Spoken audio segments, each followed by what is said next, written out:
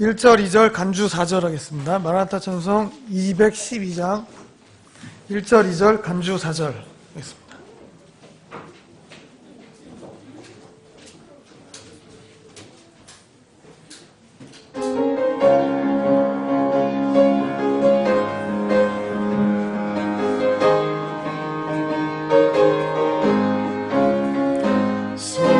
속죄하신 구세주를 내가 찬송하리라. 내게 자유 주시려고 주가 고난당했네. 크신 사랑 찬양하리. 나의 죄 사하려고 십자가에 돌아가신 나의 주 찬양하리. 내가 구원받은 증거 기뻐 전파하리라. 내 죄 모두 담당하신 주의 사랑 그 사랑 크신 사랑 찬양하리. 나의 죄 사하려고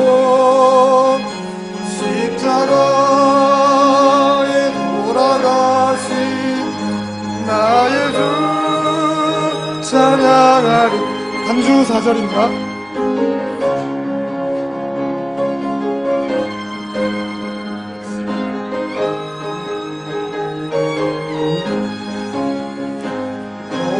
고마우신 구세주를 내가 찬송하리라.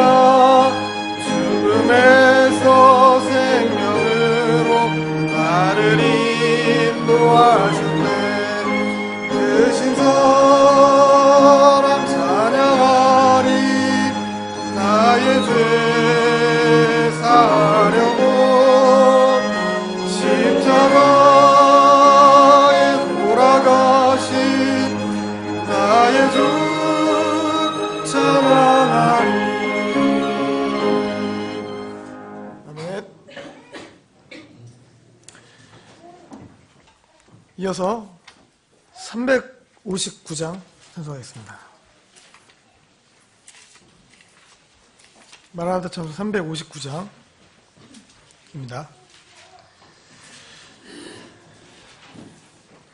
1절, 2절, 간주 3절 하겠습니다. 예.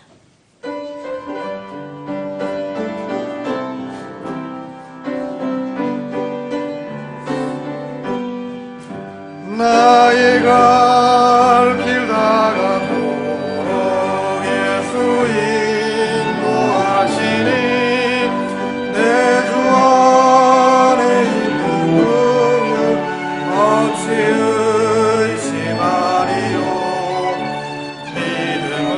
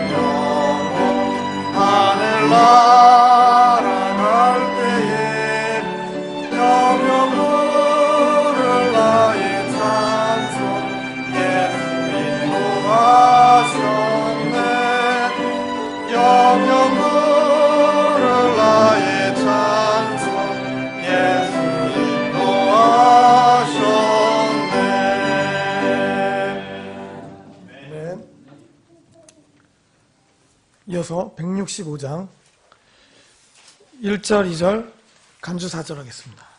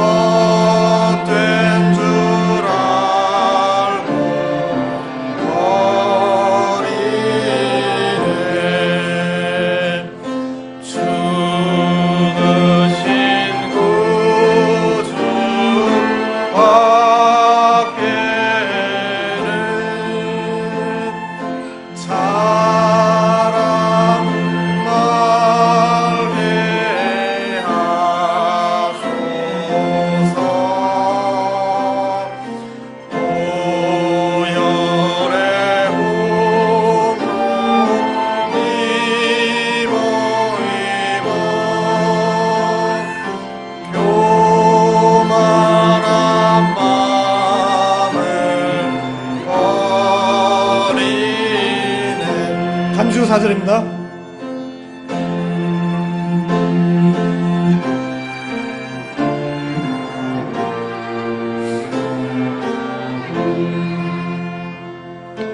온 세상 만물 가져도 주 은혜로 따라가겠네.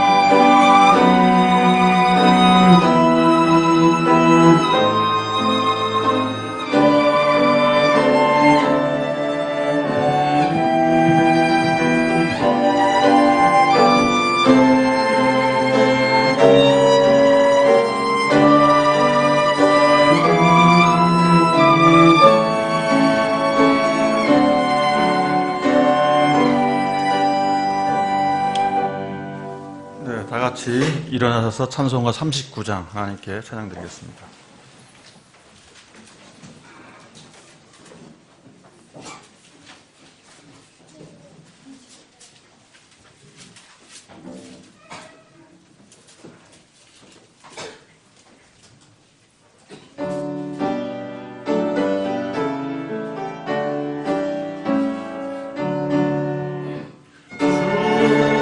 주를 바르고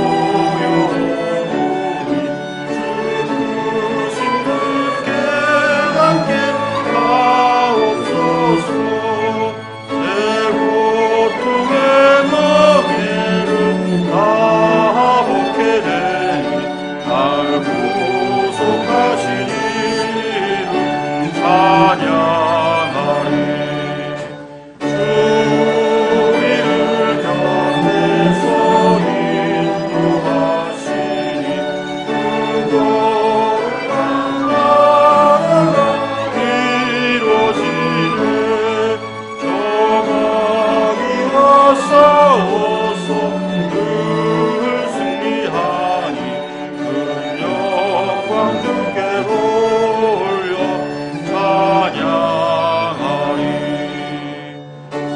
우리의 방패와 창검 대신이 나 승리의 주님을 따릅니다. 그 환난을 강할 때 들러오시니 승전과 높이 불러 찬양하리.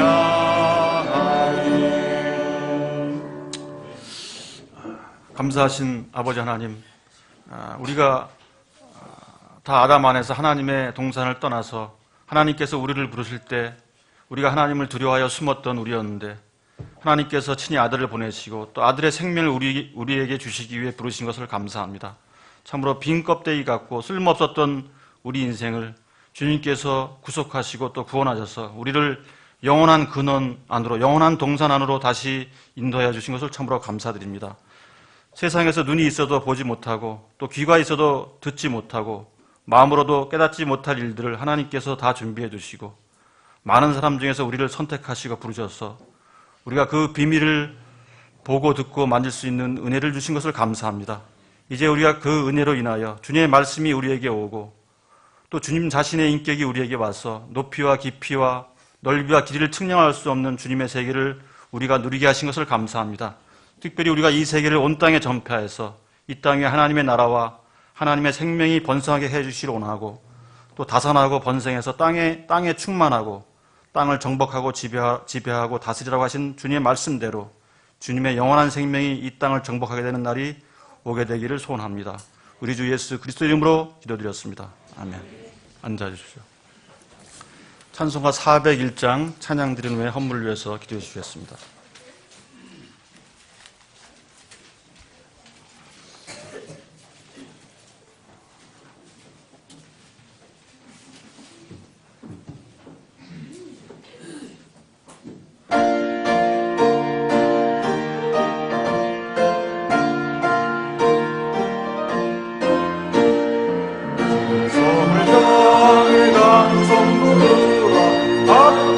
장애를 두려 말아라.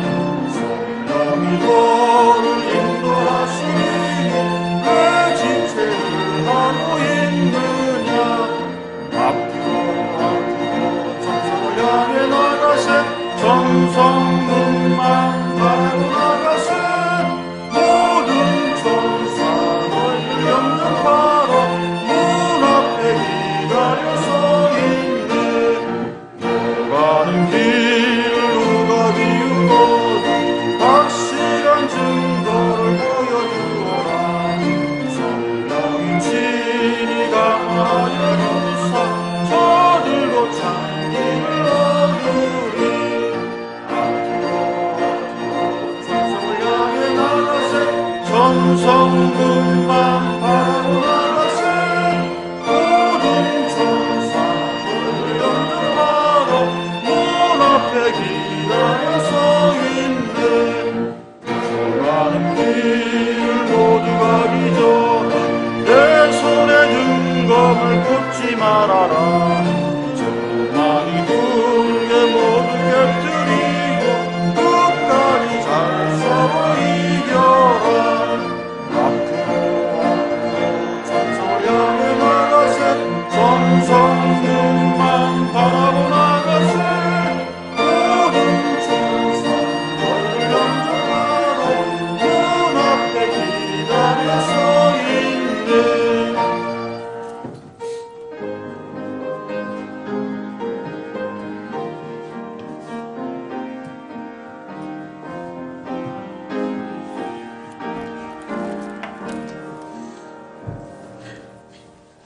기도하시겠습니다.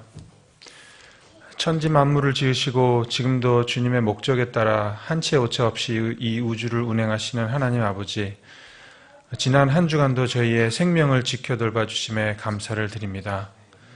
주님의 은혜 없이는 저희의 삶이 한순간도 안전할 수 없음을 주님 앞에 고백합니다.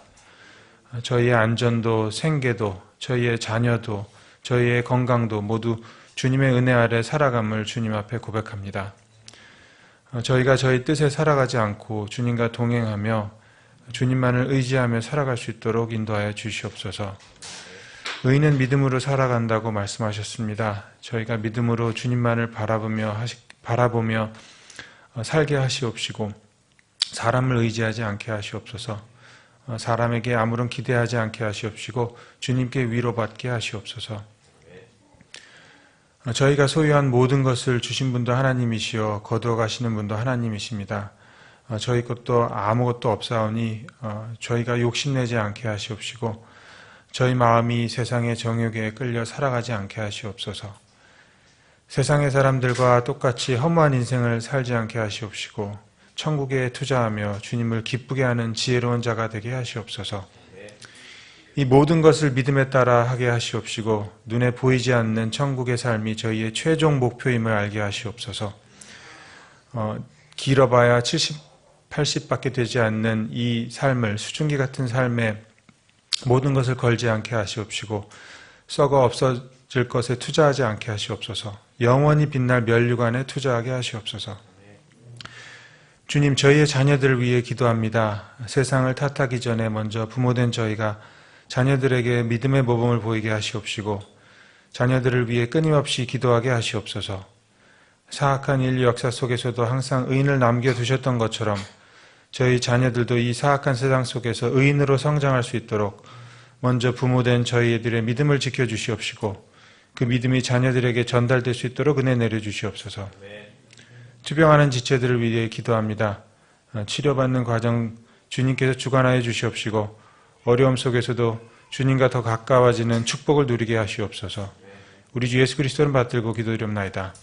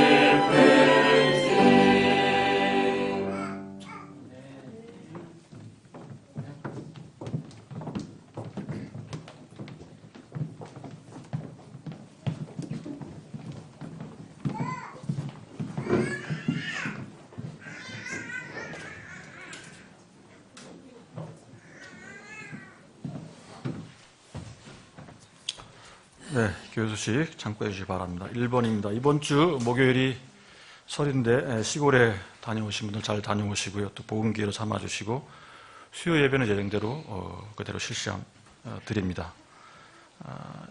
2번입니다. 이번 주 영어 성경 구간도 설 명절 관계로 쉽니다. 공적 성경 사역을 해서 계속 기도해 주시고요. 4번입니다. 2015년도 회원명부를 새로 작성합니다. 이를 위해서 김기영태 형제가 새로 가정별로 사진 촬영을 합니다. 이를 위해서 협조해 주시기 바랍니다. 자, 이번 주 성경 암송 구절입니다. 시작. 나 곧 나는 주라. 나 외에 구원자가 없느니라. 이사야 43장 11절 말씀.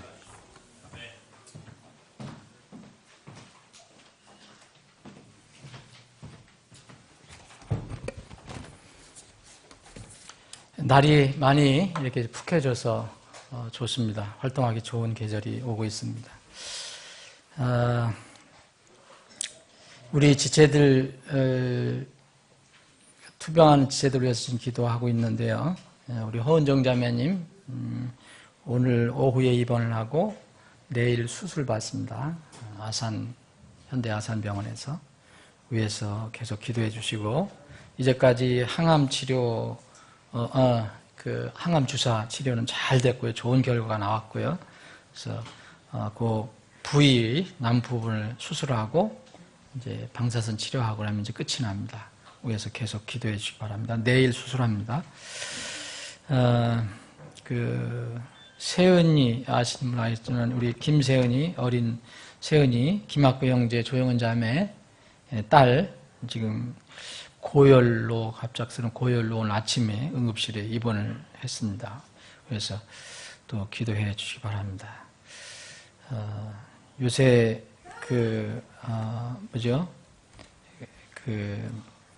장염 같은 것도 많이 이렇게 유행하고 그러니까 건강관리 주의하시고, 또 이번 주에 명절인데 이럴 때 더 건강관리 잘 하셔야 됩니다. 다 같이 일어나셔서 인사하는 시간 갖겠습니다. 399장.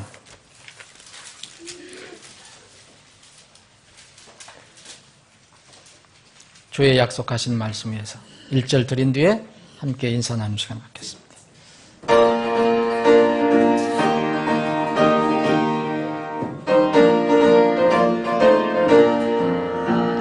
주의 약속하신 말씀 위에서 영원토록 주를 찬송하리라. 소리 높여 주께 영광 돌리며 약속 믿고 굳게 서리라.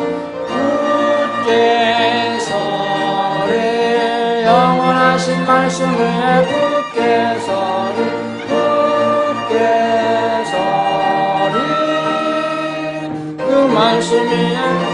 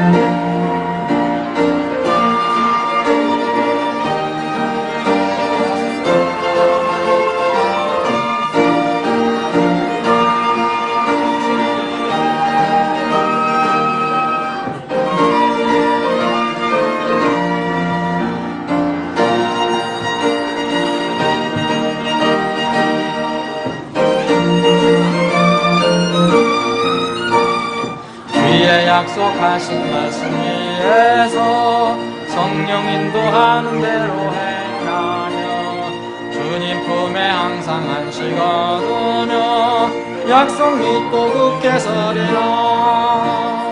굳게 서리 영원하신 말씀 바로 알고 있어요. 굳게 서리 그 말씀 위에 굳게 서리라.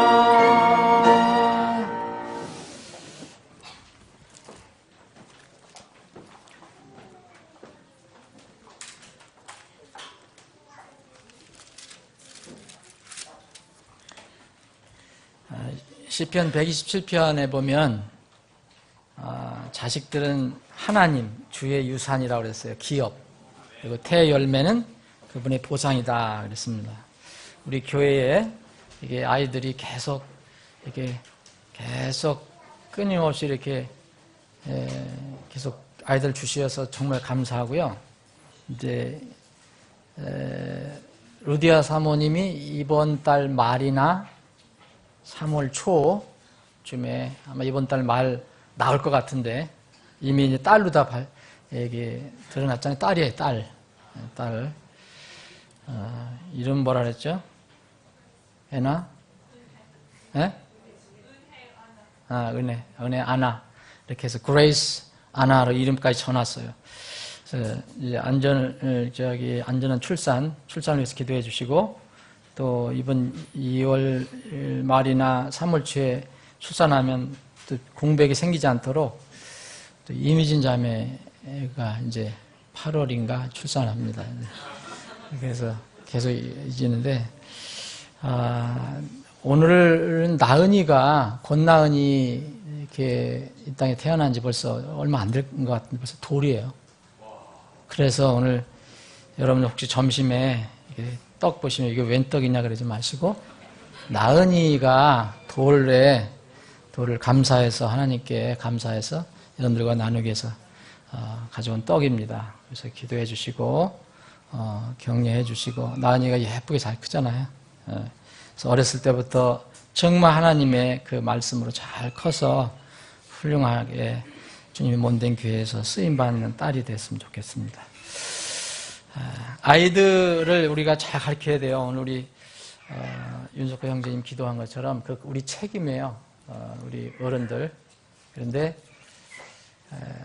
때가 늦으면 여러분들 어려워요. 늘 말씀드리지만 어렸을 때부터 길러야 돼요. 어렸을 때부터 어린아이 말씀으로 길러야 됩니다. 아주 대표적인 모델 가정이 우리 하나님께서 우리 교회에 보내주셨잖아요. 그죠? 대표적인 모델 가정을 보내주셨어요.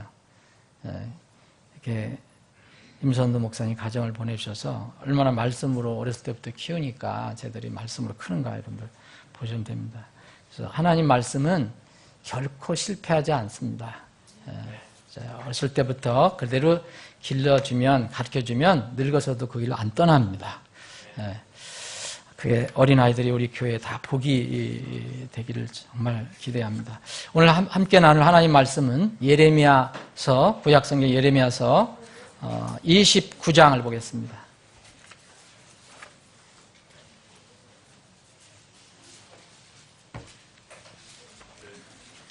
예레미야서 29장. 자, 1절부터 14절까지 저희들 내용을 살펴보겠는데 오늘 8절부터만 봉독하겠습니다. 8절부터 14절. 오늘 앉아서 그냥 읽겠습니다. 여러분들 정리가 됐으니까 여러분들이 가지고 계신 성경으로 8절부터 14절까지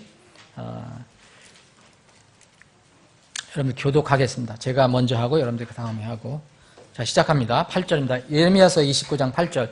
만군의 주 곧 이스라엘의 하나님이 이같이 말하노라. 너희의 한가운데 있는 너희의 대언자들과 너희의 점쟁이들이 너희를 속이지 못하게 하고 너희가 꾸고자 하여 꾼 너희의 꿈들에 귀를 기울이지 말지니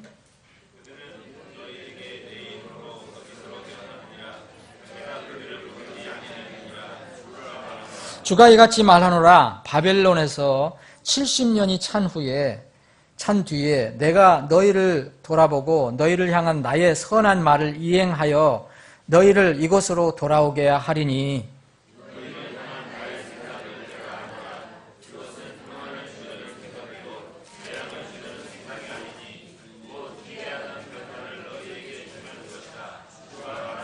그때 너희가 나를 부르고 가서 내게 기도하리니 내가 너희 말에 귀를 기울이리라.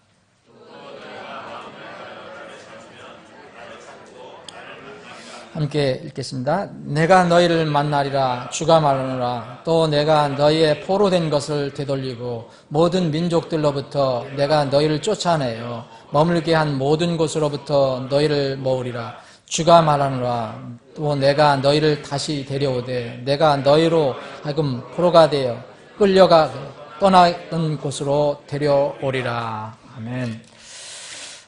제가 11절 다시 한번 제가 혼자 읽겠습니다. 너희를 향한 나의 생각을 내가 아노라. 그것은 평안을 주려는 생각이요 재앙을 주려는 생각이 아니니 곧 기대하던 결말을 너에게 주려는 것이라. 주가 말하노라. 우리가 기대하는 결말이 무엇인가? 여러분들이 기대하는 결말이 무엇인가라는 제목으로 잠깐 말씀 나누겠습니다. 아버지 하나님, 그저 참 감사할 뿐입니다. 우리가 오늘 또 건강한 몸으로 또 건강한 마음으로 진리의 기둥과 터에 저희들이 모여서 함께 하나님 주에 모여서 함께 주님을 경배하게 하시니 참으로 감사합니다. 이 특권을 우리가 누리고 있지만 우리는 세상사 때문에 세상이 힘들고 어려운 일 때문에 분주한 일 때문에 이 특권이 특권인 줄 모르고 살 때가 있음을 고백합니다. 오늘 종일토록 구원의 기쁨과 감격 감사로 주님을 찬양하고 경배하기를 원합니다. 주님 이 시간에 주님께서 주신 생명의 말씀을 나누기를 원합니다. 생명의 빵을 서로 나누기를 원합니다. 주님께서 친히 이 말씀을 우리에게 전해주시고 우리 가슴을 향하여 선포해 주시고 그것이 우리에게는 마시는 생명의 빵이 되게 하여 주시옵소서. 거룩하신 예수님의 이름으로 기도합나이다. 아멘. 기독교인들, 크리스천이라고 하는 기독교인들은 예수님을 따르고 하나님을 믿는 그런 사람들입니다. 예수님을 통해서 이제 하나님께 나아가서 하나님의 자녀가 된 사람들이죠. 그런데 우리가 하나님을 창조주시로 믿고 우주 만물의 운행자이심을 믿고 또 주장자이심을 이렇게 믿으면서 그 하나님을 우리는 아버지라고 부르며 살아가고 있습니다. 이러한 것, 정말 아버지라고 부르면서 그분과 교통하고 또 기도하는 것, 이것은 세상에서 가장 크고 놀라운 복입니다. 우리는 이 복을 이제 누리며 살아가고 있습니다. 주님과 동행하고 하나님을 기쁘시게 해드리는 이런 삶이 우리에게 이제 주어졌습니다.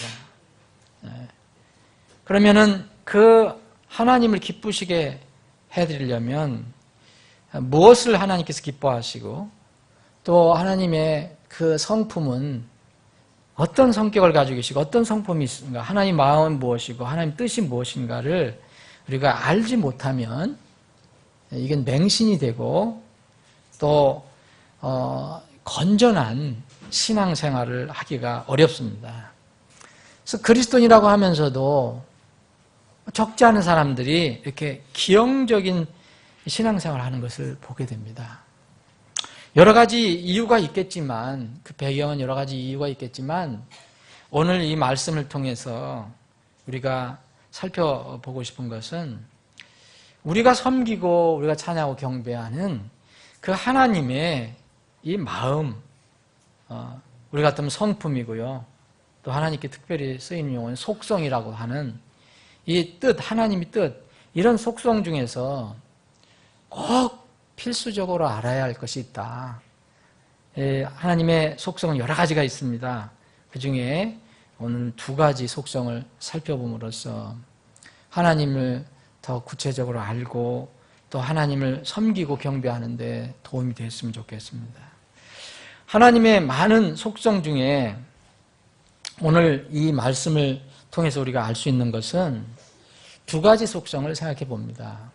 이 두 가지 속성은 여러분들 잘 아시는 속성인데 결코 분리가 될 수 없는 속성이에요. 하나는 공의입니다. 이것을 다른 말로 하면 거룩이라는 말도 표현을 합니다. 그리고 또 진리라고도 표현할 수 있어요. 또 하나는 이것과 함께 가는 하나님의 속성은 사랑입니다. 이것을 긍휼로도 표현할 수 있습니다. 요새는 이 용어를 잘 쓰지 않는데 자비라고도 할 수 있습니다. 오래 참으심 이런 것도 여기에 포함될 수 있습니다. 어쨌든 공의와 사랑 이 두 속성이 있습니다. 그런데 하나님의 사랑과 공의의 이런 그 속성은 정말 잘 균형을 맞춰서 생각을 해야 됩니다. 기울어지면 어느 하나에 기울어지면 문제가 생길 수 있습니다.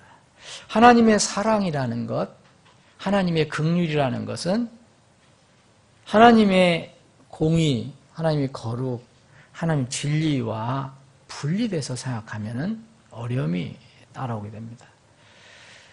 하나님의 사랑, 하나님의 긍휼은 불법과 죄인을 눈 감지 않으시고 반드시 처리하시는 속성입니다. 주님의 긍휼과 자비는 긍휼은 제 문제를 정당하게 처리하시고 난 뒤에 베푸십니다. 공의는 반드시 이 사랑과 연결이 되어 있고 또 사랑도 공의와 연결이 되어 있는데 잘 생각하시면 공의는 사랑을 하시되 사랑을 베푸시되 그 사랑을 베푸시기 전에 하나님의 속성의 어떤 뜻을 이루는 것이 필요하다. 자기 죄들을 숨기는 자는 형통하지 못하거니와 누구든지 그것을 자백하고 버린 자는 긍휼을 얻으리라 그랬습니다. 이 하나님의 긍휼이 어떤 사람들에게 가느냐? 하나님의 이 공의를 이루는 사람들에게 간다는 거죠. 어떻게 우리가 하나님 공의를 이룰 수 있습니까? 우리 힘으로 이루는 게 아니라 이 자기 죄들이 있으면 이것을 그대로 드러내고 하나님의 처리를 받는 것을 얘기합니다. 그런 뒤에 긍휼을 받는다는 거예요. 근데 대부분의 사람들은 이 하나님의 공의의 속성을 좋아하지 않습니다. 여러분들과 저도 본성상으로는 그걸 좋아하지 않아요. 여러분들 구원받기 전에는 더더욱 그랬습니다. 거룩하신 하나님의 이 방법을 좋아하지 않습니다. 그래서 사람들은 심판이 없는 축복을 원합니다. 그리고 공의가 없는 긍휼, 자비 그것만을 원해요. 하나님께서는 그런데 우리가 하나님의 속성을 결코 이제 망각해서는 안 되는 것인데 하나님께서는 자신의 거룩하심, 공의로우심을 포기하시면서까지도 우리 사람들의 본성을 맞춰주시지 않는다는 겁니다. 그런데 우리는 그것을 기대합니다. 그걸 바라고 있습니다. 이런 하나님에 대한 태도는 하나님을 우리가 많이 오해하고 있다는 거예요. 크게 오해한다는 겁니다. 진정한 평화는 어디서 오느냐? 하나님의 공의 절차 다음에 온답니다. 곧 죄 처리, 심판이 없이는 이 진정한 평화는 이루어지지 않습니다. 이거 지난번에 성경 암송도 했잖아요. 잠언 28장 1절 말씀했죠. 정말 여러분들 죄가 마음에 있어요. 하나님을 인식을 합니다. 하나님을 인식하지 않는 사람은 죄가 아무리 있어도 상관없어요. 근데 하나님을 인식하는 사람은 늘 불안해요. 죄 문제 해결 안 해놓으면. 그래서 사악한 자는 쫓아오는 자가 없어도 도망하잖아요. 누가 쫓아오지 않아요. 그런데 마음이 만날 도망하는 겁니다. 근데 의로운 자는 어떻게 합니까? 사자같이 담대하다. 시편 32편에 보면 다윗이 고백한 게 있습니다. 30편 앞에 부분을 여러분 읽어보시면 다윗이 마음에 있었던 그 공의의 하나님을 인식하고 공의의 하나님 앞에 숨겨두고 토설하지 못한 것, 드러내지 못한 그것에 대한 괴로움, 이것을 다 토해내고 주님 앞에 솔직히 고백했을 때 주님의 평화가 오는 것, 용서가 임한다는 것, 그런 고백이 여기 나와 있습니다. 평화는요, 심판이 전제되어야 합니다. 하나님께 주시는 평화는. 하나님께서 주시는 평화는 반드시 죄, 불의 문제를 해결해야 합니다. 여러분, 하나님은 사랑이시다라고 했어요. 하나님이 진정한 사랑이실 때 무슨 문제가 전제되어야 되냐면 진리가 전제됩니다. 진리. 진리 없는 사랑은 사람들이 좋아하는 거예요. 진리 없는 사랑. 근데 이것은 성경 말씀에 의하면 거짓 사랑입니다. 거짓 사랑. 고린도전서 13장 사람들이 많이 사랑장이라고 좋아합니다. 찬양도 있습니다. 정말 많은 사람들이 부르는 그런 찬양도 있어요. 그런데 많은 사람들이 간과하는 부분이 있어요. 사랑은 오래 참고 시기하지 않으며 이런 건 좋은데 사랑은 여기 5절, 6절에 보면 고린도전서 13장 5절, 6절에 보면 사랑은 악을 생각하지 않는 것입니다. 악을 생각하지 아니하며 사랑은 불법을 기뻐하지 아니하고 뭘 기뻐한다 그랬습니까? 진리를 기뻐하며. 이게 사랑입니다. 예수님께서 왜 십자가에서 죽으셔야만 했습니까? 우리는 예수님께서 우리를 사랑해서 십자가에 죽으셨다. 그렇게 자주 얘기합니다. 그런데 왜 죽으셔야만 했습니까? 왜 예수님께서 십자가에서 아버지께 엘리 엘리 라마 사박다니 이렇게 외치셨습니까? 곧 나의 하나님 나의 하나님 왜 나를 버리셨나이까? 왜 이렇게 쓰라린 고통을 겪으시면서 아버지에게 버림을 받으시면서까지 왜 십자가에서 죽으셔야만 했습니까? 끝까지 회개하기를 거부했던 한 강도, 주님 옆에 매달렸던 강도는 예수님께 이렇게 얘기합니다. 만일 내가 그리스도이거든, 내가 구원자이거든, 내 자신과 우리를 구원하라. 그렇게 얘기합니다.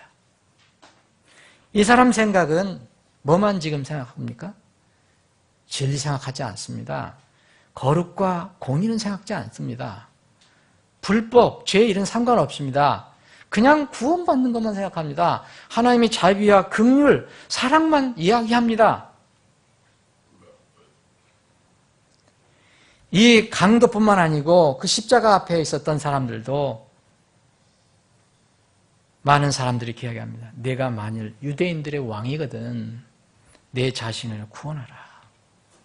어떻게 십자가에 달려있으면 너 자신도 구원하지 못하면서 왜 남을 구원한다고 하냐. 이렇게 조롱하는 거 아닙니까? 주님은 이 모든 수모와 조롱을 다 감내하시고 아무 불평과 저항 없이 돌아가십니다. 아버지여 내 영을 주님 손에 아버지 손에 맡기나이다. 그리고 돌아가십니다.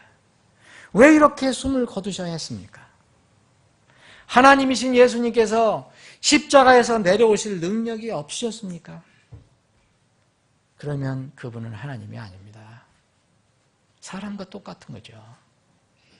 그런데 분명히 예수님은 태초에서부터 계셨던 하나님이라고 말씀하고 있습니다. 만약 사람들이 요구대로 죽지 않으시고 십자가에서 내려오시면 어떻게 되겠습니까?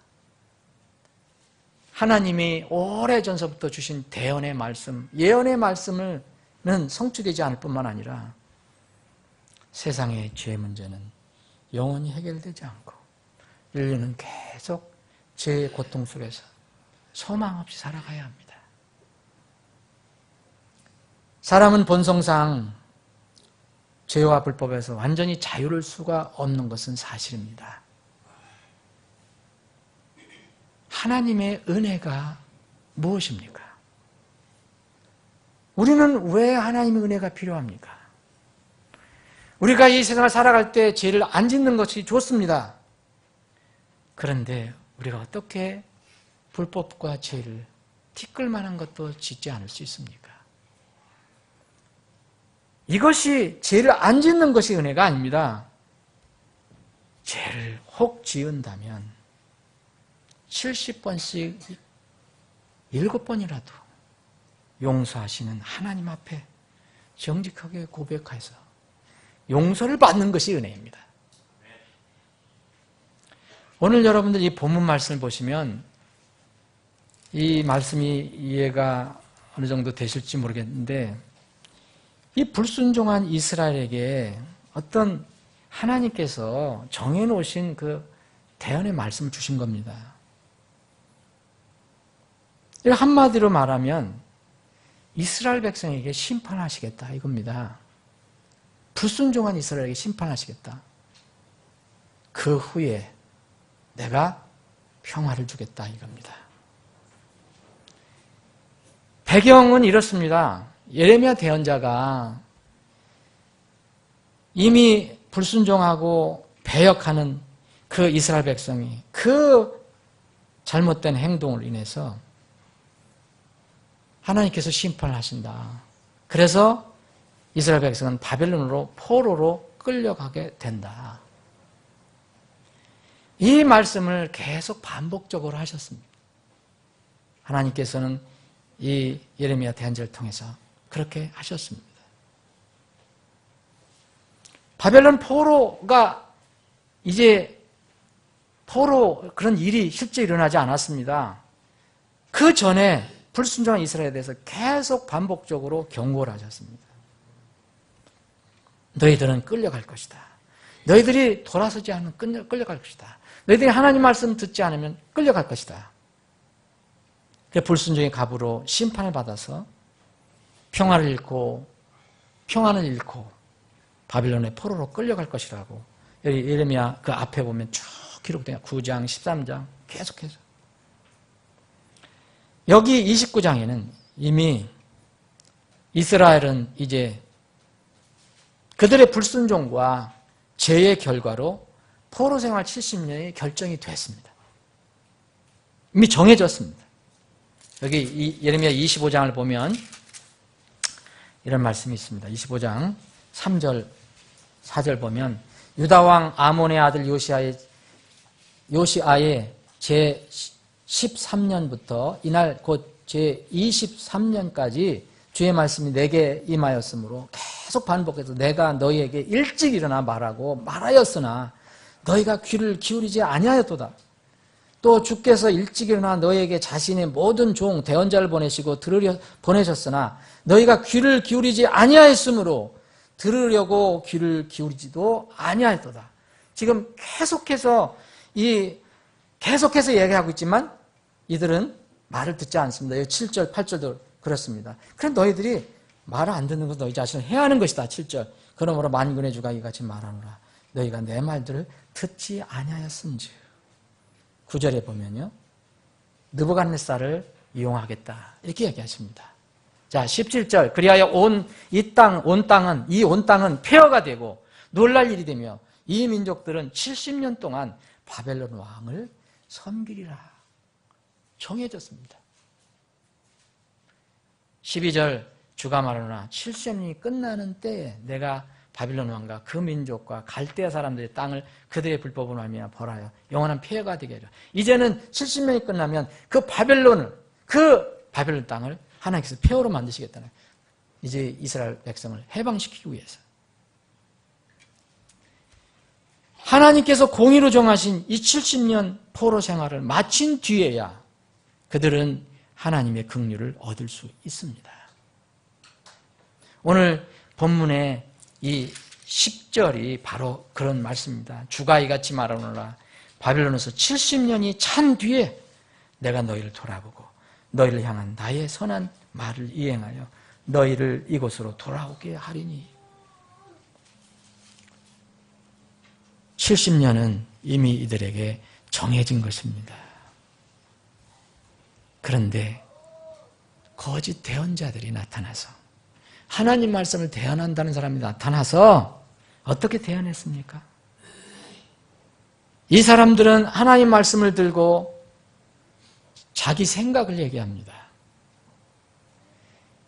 이스라엘이 죄와 불순종에도 불구하고 수없이 하나님께서 계속 말씀해 주셨는데도 목이 곧아서 그걸 받아들이지 않고 거역하고 고집스럽게 받아들이지 않고 불순종하는 이런 일에도 불구하고 이 사람들은 아무 일 일어나지 않을 것이야. 평안할 것이야. 바벨론으로 끌려가지 않을 것이야. 라고 대언을 합니다. 항상 하나님 말씀 대언하는 사람들 옆에는 항상 이런 사람들이 있습니다. 항상 하나님 말씀을 가지고 가는 교회 옆에는 항상 이렇지 않은 교회도 있는 법입니다. 여기 거짓 대언자들은 계속해서 여기 보면은 6장, 8장, 23장 계속 나옵니다. 27장. 오늘 여기도 8절에 잠깐 나왔습니다. 본문 말씀에 보면. 8절에 너희의 대언자들과 너희의 점쟁이들이 너희를 속이지 못하게 하고 너희가 꾸고자 하여 꾼 너희 꿈에 귀를 기울이지 마라. 그들은 너희에게 내 이름으로 거짓으로 대언하니라. 이 사람들이 얘기할 때는 항상 하나님의 이름을 한다는데 문제가 있는 겁니다. 바알의 이름으로 한다든지 무슨 다른 신의 이름으로 한다든지 그러면 이 그리스도인들이 속지 않을 것인데 항상 하나님의 이름으로 뭘 합니까? 거짓으로 대언한다는 거죠. 하나님께서 보내지 않은 사람들, 내가 그들을 보내지 아니하노라. 하나님의 진정한 대언자는 이겁니다. 하나님의 뜻을 그대로 전하는 겁니다. 사람이 좋아하든 안 하든 간에 사람들은 심판 없는 축복을 원합니다. 정결한 절차 없는 거룩을 원합니다. 그러나 하나님의 사전에는 그게 없습니다. 주님께서 분명히 얘기합니다. 70년이라는 어떤 죄의 값이 있다. 너희들이 그 죄값을 치른 뒤에 내가 다시 부르겠다 얘기합니다. 바벨론 포로 생활 이 70년은 물론 문자적인 것으로만 우리에게 적용해서는 안 됩니다. 하나님의 마음과 뜻과 하나님의 속성을 이해를 해야 됩니다. 거짓 대언자들은 계속해서 70년의 포로 생활은 없다. 평안할 것이다. 너희들 괜찮다. 느부갓네살 왕이 쳐들어오지 않을 것이다. 안전할 것이다. 이렇게 얘기합니다. 여러분, 이 시대에도 똑같은 사람들과 그런 교회들이 있습니다. 70년 포로 생활 없을 것이다. 그냥 평안할 것이다. 궁극적으로는 하나님께서 이 땅에 평화를 주실 것이다. 하나님의 속성을 왜곡하는 것입니다. 여러분, 당시 예레미야 시대의 대언자들이 정말 진짜 대언자인가 가짜 대언자인가를 어떻게 알았습니까? 그때는 막 말씀이 쏟아지고 대언이 쏟아지고 성경이 구약에 기록이 되어 있지만 완성이 되지 않은 때입니다. 그때는 이렇게 됐습니다. 이 예레미야 28장 9절 보면 얘기합니다. 이 거짓 대언자들은 괜찮다. 너희들 죄와 불순종에도 불구하고 괜찮을 것이다. 평화로울 것이다. 그런데 그들이 진짜냐 가짜냐 이렇게 드러날 때는 언제냐. 28장 9절 보면 평화에 대하여 대언하는 대언자는 그 대언자의 말이 이루어질 때야 비로소 그가 진실로 주께서 보내신 대언자임을 알게 되리라 하니라. 이스라엘 백성이 해당된 겁니다. 이들이 나중에 드러났습니다. 언제 드러났습니까? 그들은 평화로울 것이다. 아무 문제가 없을 것이다. 너희들이 하나님께 불순종해도 우리가 이렇게 마음대로 살아도 괜찮을 것이다. 했던 사람들이 언제 가짜인 거 드러났습니까? 마침내 바벨론의 느부갓네살 왕이 유다를 침공했습니다. 멸망시켜버렸습니다. 하나님의 대언대로 그들을 포로로 잡아가는 사건이 일어났을 때 이로써 이스라엘 백성들이 비로소 저 사람들은 가짜였구나. 정말 진정한 대언자는 예레미야구나 라고 알게 됩니다. 평화라고 부르짖었던 사람들이 이제 거짓 대언자로 정체가 드러났습니다. 사랑하는 여러분, 지금 우리가 살고 있는 이 시대는 어떻습니까? 마지막 말씀이 성취될 때여야 그들의 정체를 알 수 있습니까? 그렇지 않습니다. 우리 손에는 주어진 성경 말씀이 있습니다. 완성된 말씀이 있습니다. 이미 성경 말씀이 이미 성취된 것도 있고 미래에 이루어질 것도 있습니다. 그러나 그 성취 여부를 구약시대 이스라엘 백성들처럼 기다릴 필요 없습니다. 여러분, 몇 가지 성취됐던 거 알면 그 다음도 성취될 것이라는 걸 여러분 아셔야 합니다. 만약 기록된 성경 말씀대로 그대로 전하지 않는다면 그것은 하나님의 말씀이 아닙니다. 진실로 내가 너희에게 이르노니 하늘과 땅이 없어지기 전에는 율법의 1.1획도 결코 없어지지 아니하고 다 성취되리라. 하늘과 땅이 없어지는 것이 쉽습니까? 하나님 말씀이 거짓 대언자들이 얘기하는 것처럼 없어지는 것이, 성취되지 않는 것이 쉽습니까? 하나님 말씀은 결코 없어지지 않습니다. 그대로 이루어질 것입니다. 사람은 누구나 아담의 죄로 인해서 죄인이 되었습니다. 본성으로도 죄인이고 실제적으로도 살면서도 죄를 짓기 때문에 죄인입니다. 작든 크든 많든 적든 어떤 죄든지 죄에 대한 값이 있습니다. 세상에는 죄인이 아닌 사람 한 사람 없어요. 죄를 짓지 않는 사람도 한 사람 없습니다. 선을 행하고 죄를 짓지 않는 의인은 땅 위에 단 한 사람도 없느니라. 의로운 자는 없다고 그랬습니다. 우리는 뭡니까? 여러분, 용서받은 의인입니다. 용서받은 죄인입니다. 사람은 그래서 누구든지 예수 그리스도를 믿고 죄에서 구원을 받아야 합니다. 이것이 성경의 가르침인데, 이러한 말씀, 하나님의 준엄한 말씀을 교묘히 말씀을 왜곡하거나 부정하는 사람들이 있다면 모두 거짓말쟁이입니다. 모두 거짓 대언자입니다. 지금 이 세상에 하나님의 공의, 죄에 대해서 하나님이 심판을 제쳐두고 오직 사랑, 자비만 말하는 사람들이 꽤 많습니다. 지옥을 말하지 않는 사람들 꽤 많습니다. 그런데 그 사람들 입에서 천국은 나옵니다. 진리가 없는데 어떻게 사랑이 성립이 됩니까? 성경에는 분명하게 영원한 불지옥 심판이 있다고 기록되었는데 금국전은 모든 사람이 천국에 갈 것이라고 주장한 사람들이 있습니다. 그런 교회들도 있습니다. 진정한 평화를 얻으려면 먼저 하나님의 공의의 심판이 있어야 한다는 것을 모른 체하고 덮어두고 하나님의 공의의 심판 없는 평화만 말한다면 이스라엘의 거짓 대언자들과 다를 바 없습니다. 아무리 유창하게 설교를 하고 아무리 유창하게 말을 하더라도 하나님 말씀 그대로 전하지 않는 사람은 거짓 대언자입니다. 거짓 설교자입니다. 거룩하신 우리 하나님의 긍휼과 사랑은 이스라엘 백성에게 어떻게 떨어졌습니까?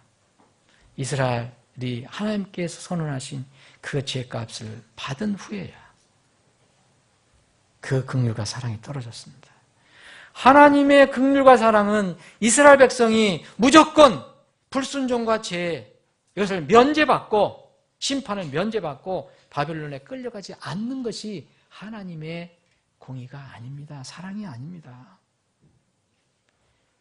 오늘 본 말씀처럼 70년이 찬 뒤에 하나님의 사랑으로 다시 복귀시키는 것, 이것이 하나님의 사랑이요 공의입니다. 하나님께서 기대하신 이스라엘 결말이 뭡니까? 이스라엘 사람들은 하나님께서 우리에게 고통을 주신다, 재앙을 주신다고 생각했지만 그것이 아닙니다. 공의의 하나님, 거룩하신 하나님을 알면 우리는 이것을 이해하게 됩니다. 너희를 향한 나의 생각을 내가 아노라. 하나님이 스스로 아신다고 얘기합니다. 이스라엘 백성, 내가 너희를 향한 나의 생각을 내가 안다. 그 뭐냐? 너희를 내가 괴롭히는 것이 아니고 그것은 너희들에게 평안을 주려고 하는 것이다. 피스를 주려고 하는 것이다. 재앙을 주려고 하는 것이 아니다. 내가 너희들의 결말을 기대하고 있다. 그 기대는 뭐냐? 기대하는 결말이 뭐냐? 기대하는 끝이 뭐냐? 그것은 바로 평안이다. 그런데 그 앞에 분명히 이게 있다. 이것이 오늘 본 말씀 가르쳐주는 것입니다. 하나님의 긍휼과 사랑은 반드시 공의와 함께 간다. 이것이 없는 것은 거짓 하나님을 믿는 것이다. 시편 기자는 그래서 나의 고난 중에 이것이 내 위로가 되었사오니 그랬어요.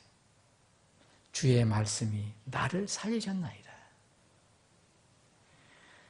내가 나의 길들을 생각하고 주의 증언들을 향해 내 발을 돌려 싸우며 신속히 움직여 주의 명령들을 지키려고 지체하지 아니었나이다. 고난당하기 전에는 내가 길을 잃었사오나 이제는 주의 말씀을 지키고 있나이다. 시편 기자가 이것을 안 겁니다. 공의 하나님이 어떤 분이냐. 그분은 사랑의 하나님, 긍휼의 하나님이지만 여전히 공의 하나님이다. 고난당한 것이 내게 유익하오니 이로써 내가 주의 법기도를 배우게 되었나이다. 그래서 이 시편 기자는 주의 법이 나의 기쁨이 되지 아니했더라면 내가 나의 고난 중에 멸망하였으리라 라고 고백합니다. 주께서 주의 훈계들로 그것들로 나를 살리셨나이다. 왜 이 성경 기록을 우리에게 주셨습니까? 여러분 오늘 본문 말씀 왜 주셨습니까? 그거 이스라엘 백성에게만 주신 거야. 우리와 그런 상관이 없는 거야. 그렇지 않습니다. 눈물의 대언자 이사야가 하나님께서 기록하라고 해서 기록한 이 말씀은 고대 박물관 전시용이 아닙니다. 바로 여러분들 가정에 테이블에 있어야 할 말씀입니다. 무엇이든지 전에 기록된 것은 우리의 배움을 위해 기록되었으니 이것은 우리가 성경 기록들이 주는 인내와 위로를 통해 소망을 얻게 하려 합니다. 여러분들 이 말씀을 통해서 소망을 얻기를 원합니다. 고린도전서 10장을 보면 고린도 교회, 신약 교회, 고린도 교회 성도들에게 주신 말씀이 기록되어 있습니다. 그런데 고린도 교회와는 어떤 면은 아무 상관이 없는 이방인들로 대부분 이방인들, 유대인들도 있지만 이방인들이 많은 고린도 교회에 이 말씀을 주셨습니다. 근데 거기에는 이스라엘 백성이 어떻게 해서 하나님 관계에서 광야 생활할 때 어떻게 하나님께 불순종하고 죄를 짓고 거역하고 그러다가 하나님의 심판을 받았는가. 탐욕스럽게 굴다가 탐욕의 죄, 우상숭배죄, 간음의 죄, 예수 그리스도를 시험한 죄, 불평불만하는 죄로 어떻게 하나님 심판을 받았는가. 그게 쭉 기록되어 있습니다. 왜 성령 하나님께서 바울 사도를 통해서 먼 옛날 이스라엘의 광야 생활, 그 불행했던 이야기를 꺼내서 고린도 교회 성도들에게 주셨습니까? 이것은 고린도전서 10장 11절에 보면 이제 이 모든 일은 그들에게 본보기로 일어났으며 또한 그것들은 세상의 끝을 만난 우리를 훈계하기 위해 기록되었다라고 되어 있습니다. 여러분 이 말씀이 지금 이 시대의 우리의 말씀입니다. 그래서 시편 기자는 예레미야 대언자는 얼마나 울었는지 그래서 눈물의 대언자라고 합니다. 슬픔의 대언자, 우는 대언자라고 불립니다. 시편 기자는 이렇게 또 얘기합니다. 자신의 영적인 경험을 바탕으로 하나님 말씀 무시하고 순종하지 않는 사람들을 바라볼 때 지나갈 수가 없었다는 거예요. 그냥 눈물을 흘리면서 근심했습니다. 하나님은 공의의 하나님인데, 사랑의 하나님이지만 공의의 하나님인데, 시편 119편 136절에 보면 그들이 주의 법을 지키지 아니하므로 내 눈에 강물이 흐르나이다. 여러분, 어떻게 그 시편 기자의 눈에 강물이 흐릅니까? 한강이 흐릅니까? 얼마나 많이 울었느냐 이거 아닙니까? 그것을 바라볼 때 나는 내가 고난 중에 이제 주의 말씀이 나를 살렸다. 그런데 이 경험을 가지고 바라보니까 왜 저 사람들은 저렇게 하나님 말씀 무시하고 순종하지 않을까? 공의 하나님 반드시 값을 치르시게 하시는데, 그래서 눈물을 흘리면서 근심했다고 고백을 하는 겁니다. 범죄자들이 주의 말씀을 지키지 아니하므로 내가 그들을 보고 근심하였나이다. 공의의 하나님, 거룩하신 하나님, 그리스도인의 경배 대상은 우리 자신이 아닙니다. 물론 세상도 아닙니다. 바로 그 하나님입니다. 그 하나님 어떤 하나님입니까? 세상은 사랑의 하나님이라고 얘기하지만 사랑의 하나님이죠. 동시에 공의의 하나님입니다. 그 하나님을 우리는 경배하는 겁니다. 그러면 최소한 하나님의 속성과 뜻을 알아야 바르게 경배할 수 있는 겁니다. 바르게 섬길 수 있는 것입니다. 이걸 하나님을 속성을 모르니까 자기 생각대로 섬기는 겁니다. 자기 마음대로 섬기는 겁니다. 자기 감정대로 섬기는 겁니다. 내가 하고 싶으면 하고 내가 하고 싶지 않으면 안 하고, 어떤 때는 하나님을 내 도구로 쓰고 내 귀고로 차고 다니고 내 목걸이로 차고 다니고, 이것이 이 시대의 그리스도인들이 하나님을 바라보는 그런 삶입니다. 각자가 자기가 원하는 하나님을 그려놓고 신앙생활을 합니다. 여러분, 그렇게 되면 하나님을 궁극적으로 의심하게 되고요, 불평하게 되고 불만을 갖게 되고 결국은 나중에 실망해서 믿음에서 떠날지도 모릅니다. 하나님은 사랑의 하나님이지만 동시에 공의와 거룩의 하나님이십니다. 동시에 진리의 하나님이십니다. 하나님께서는 진리, 공의, 거룩을 결코 손상하시지 않는 범위에서 사랑을 베푸십니다. 우리가 먼저 죄와 불법과 불순종과 육신의 고집을 버리고 주님께 순종하면 주님께서는 우리에게 늘 긍휼을 베풀어 주십니다. 이스라엘의 불순종과 불신, 불법에 대한 하나님의 거룩한 심판, 바벨론 70년 포로 생활은 당연히 치루어야 합니다. 70년이 찬 후에 하나님은 이스라엘 다시 돌아보시고 고향 유대 땅으로 예루살렘으로 돌아오게 하셨습니다. 70년의 포로 생활 없이는 평화를 얻는 것은 불가능합니다.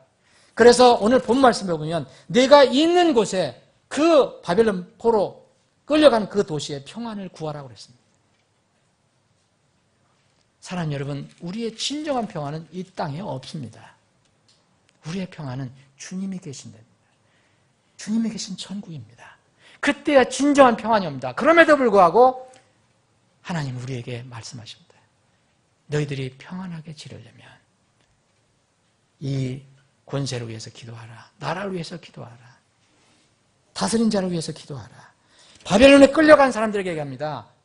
내가 너희로 하여금 포로가 되어 끌려가게 해서 거하게 한 그 도시의 평안을 구하고 그것을 위하여 주께 기도할지니 그 도시가 평안하여야 너희도 평안하리라.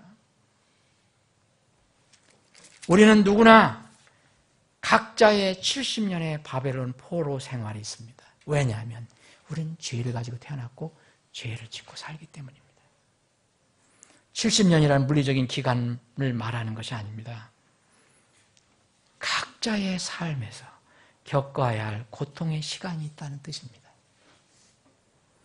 70년 바빌론 포로 생활을 하지 않으려면 내 자신의 삶에서 불순종, 불법, 불신, 영적인 무감각이 나를 지배하지 못하게 해야 합니다.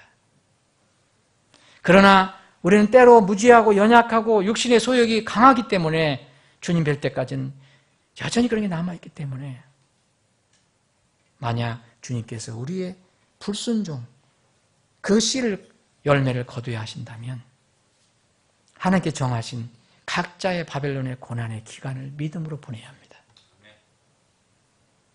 회개하고 바르게 돌아온 사람에게는 그것이 결코 재앙이 아니고 평안이 될 수 있습니다.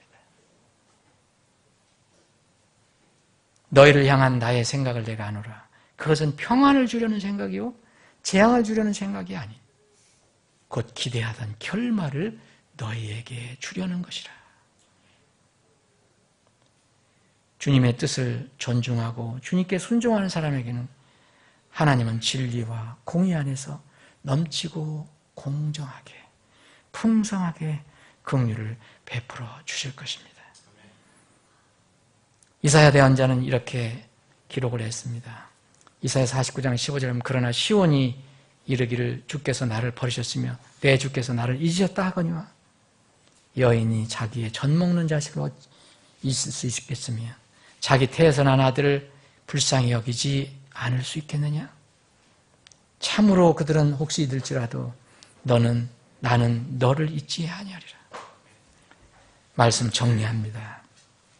사랑하는 여러분, 여러분 삶이 힘들고 버거울 때가 있습니다. 원하지 않는 그런 일이 있을 수 있습니다. 그러면 삶을 돌아보고 거기에 나의 육신의 고집, 불순종 또는 주님보다 더 귀중히 여기는 우상들로 인한 것이라는 것이 있다면 돌아서서 깨끗이 정리해야 합니다. 그리고 나서 주님의 긍휼을 구하시기 바랍니다. 그러나 우리가 알지 못하는 이런 고통, 고난이 있다면 하나님의 속성을 이해하시기 바랍니다. 하나님은 결코 우리에게 재앙을 주시려고 하시는 분이 아닙니다. 일부러 괴롭히려고 하시는 분이 아니라는 겁니다. 우리에게 다 영적인 유익을 위해서 주시는 것임을 알아야 합니다. 우리 자녀들을 향한 하나님의 그 분명한 뜻과 계획을 잊지 않으시고 이 험한 세상에서 믿음으로 여러분들 승리하는 삶을 사시길 바랍니다. 기도하시겠습니다.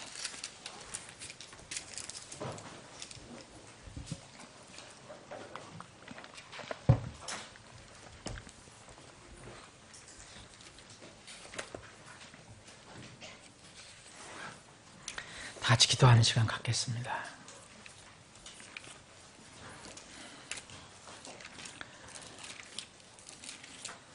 말씀이 어떤 분들에게는 정말 나에게 주시는 말씀인 것처럼 적용될 때가 있고 나하고는 전혀 상관없는 말씀인 것처럼 들려올 때가 있습니다. 그러나 하나님 말씀은 적든 크든 우리 모두에게 적용될 수 있는 말씀입니다. 이 말씀을 오늘 예레미야서에 하나님께서 주신 말씀을 깊이 묵상하고 거기서 생명의 양식을 얻기를 원합니다. 예레미야 대언자는 또 다른 그의 성경책에서 이렇게 기록을 했습니다. 주께서 어떤 일을 명령하지 아니하셨는데도 그것을 말하여 이루어지게 할 자가 누구냐? 화와 복이 지극히 높으신 이의 입에서 나오지 아니하느냐? 살아있는 사람은 자기 죄들로 말미암아 벌을 받나니 어찌 불평하리요? 우리가 우리의 길들을 살피고 시험하여 주께로 다시 돌아가자. 우리가 우리의 마음과 손을 다 같이 하늘들에 계신 하나님께로 들어 올리자. 또 이런 말씀도 주셨습니다. 하나님께서 괴롭게 하실지라도 자신의 많은 긍휼에 따라 불쌍히 여기시리니 그분은 고의로 사람들의 자녀들을 괴롭게 하거나 슬프게 하지 아니하시는도다. 우리의 하나님은 공의 하나님, 동시에 사랑과 긍휼의 하나님입니다. 여러분들이 삶 속에서 어려움과 힘든 일을 당할 때마다 공의의 하나님을 생각하고 그분의 긍휼을 구하십시오. 그러나 그분은 공의의 하나님이라는 것을 잊지 마시기 바랍니다. 아버지 하나님, 오늘도 우리에게 생명의 양식을 주심을 감사합니다. 이 말씀을 듣는 영혼들 중에 이 말씀이 직접적으로 적용될 혼들도 있을 것이고 또 그렇게 실감 있게 적용되지 않을 지체들도 있을 것입니다. 주님, 또 우리 가운데 고난과 고통 속에서 하나님의 긍휼을 구하는 혼들도 있을 것입니다. 저들 자신을 돌아보게 하시고 긍휼의 하나님, 공의의 하나님을 기억하여 하나님의 긍휼을 구하여 그 어려움을 이기고 그것을 뚫고 나가 승리할 수 있게 하여 주길 간절히 원합니다. 주님이 오실 때까지 이 땅에서 우리 모두는 말씀 붙들고 날마다 승리하는 승리자들이 다 되게 하여 주시옵소서. 거룩하신 예수님의 이름으로 기도합니다. 아멘.